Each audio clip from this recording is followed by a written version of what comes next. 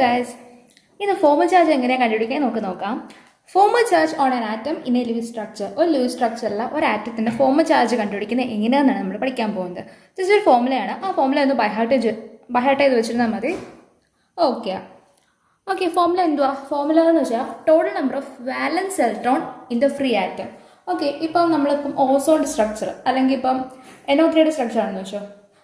അങ്ങനെയാണെങ്കിൽ അതിൻ്റെ അകത്ത് ഒരാറ്റത്തിൻ്റെ ഒരാറ്റത്തിൻ്റെ എന്താ ഈ ഫോർമുല ചാർജ് നമ്മൾ കണ്ടുപിടിക്കുന്നത് വെച്ചോ.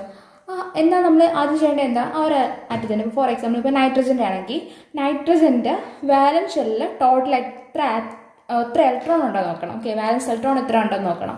വാലൻസ് ഇലക്ട്രോൺ എന്ന് പറഞ്ഞിരിക്കുമ്പോൾ എന്താ നമ്മുടെ ഔട്ടർമോസ്റ്റ് ഓർബിറ്റിൽ വരുന്ന ഇലക്ട്രോൺസ് ആണ് വാലൻസ് ഇലക്ട്രോണായിട്ട് നമ്മൾ കണക്ക് കൂട്ടുന്നത് അല്ലേ.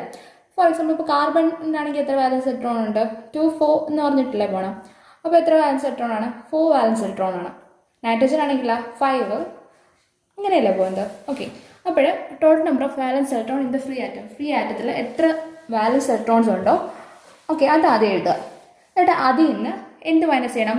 Total number of non bonding എന്ന് വെച്ചാൽ ലോൺ പെയർ ഇലക്ട്രോൺസ് ഉണ്ടല്ലോ. ലോൺ പെയർ ആയിട്ട് നിൽക്കത്തില്ല ഇലക്ട്രോൺസ് മീൻസ് ഒരു ബോണ്ടിങ്ങിലൊന്നും പങ്കെടുക്കാൻ നിൽക്കത്തില്ലേ.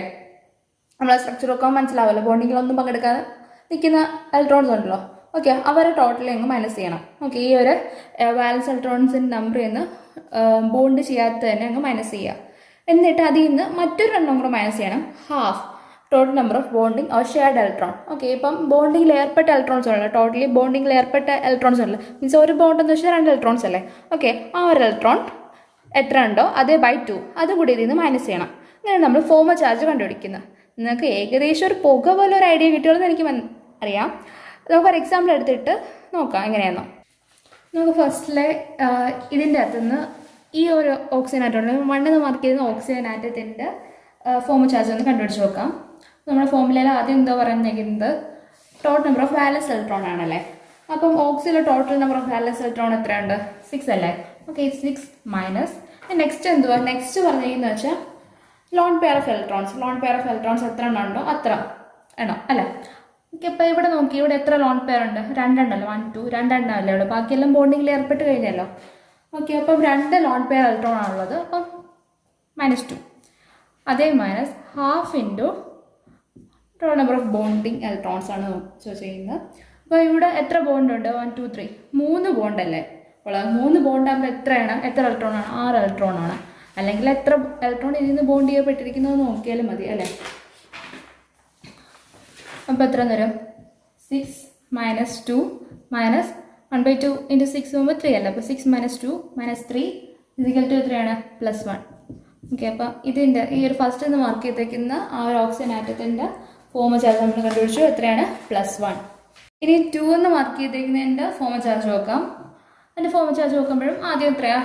Total number of valence electron ആണ്. അപ്പോൾ 6 അല്ലേ total number of valence electron ഓക്സിജൻ്റെ മൈനസ് എത്ര എന്ന് വരും? ലോൺ പെയർ ഓഫ് ഇലക്ട്രോൺസ് എത്രയുണ്ടോ അത്ര. ഇപ്പോൾ ഇവിടെ ലോൺ പെയർ എത്രയുണ്ടോ? 1 2 3 4 4 എണ്ണം അല്ലേ ഉള്ളത്. അപ്പോൾ 6 minus 4 minus half into total number of bonds. Okay bonding electrons ആണ് പറഞ്ഞിരിക്കുന്നത്. അപ്പോൾ ഇവിടെ total number of bonding electrons എത്രയാണ്? 2 ബോണ്ട് 4 ഇലക്ട്രോൺസ് ആണ് വരുന്നത് അല്ലേ. അപ്പം ഇൻറ്റു 4 എന്ന് വരും അല്ലേ.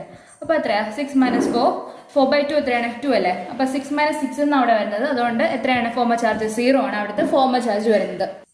ഇനി മൂന്നാമത്തെ ഒന്ന് മാർക്ക് ചെയ്ത് മൂന്നാമത്തേത് നോക്കാം. ഈ ഓക്സിജൻ ആറ്റത്തിന് ഫോർമൽ ചാർജ് നമുക്ക് നോക്കാം എത്ര വരും. ആദ്യം വാലൻസ് ഇലക്ട്രോൺ എഴുതി 6 എഴുതി മൈനസ് നെക്സ്റ്റ് എന്താണ്?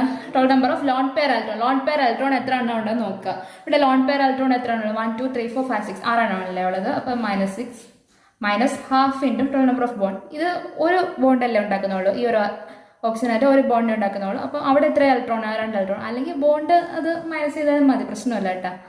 നമ്മളിപ്പം ടെസ്റ്റിൻ്റെ ഫോർമുല വെച്ച് ഈ ഒരു രീതിയിൽ പോയെന്നേ ഉള്ളൂ. അല്ലെങ്കിൽ ടോട്ടൽ ബോണ്ട് എത്ര ഉണ്ടെന്ന് നോക്കിയാലും മതി, അത് മൈനസ് ചെയ്താൽ മതി. ഇപ്പോൾ 6 മൈനസ് 6 0 ആയി. 0 മൈനസ് 1/2 ഇൻറ്റു 2 ആകുമ്പോൾ 1 അല്ലേ. അപ്പോൾ -1 ആണ് ഈ തേർഡ് എന്ന് മാർക്ക് ചെയ്തേക്കുന്നത് എൻ്റെ എന്തോ ഫോർമൽ ചാർജ്.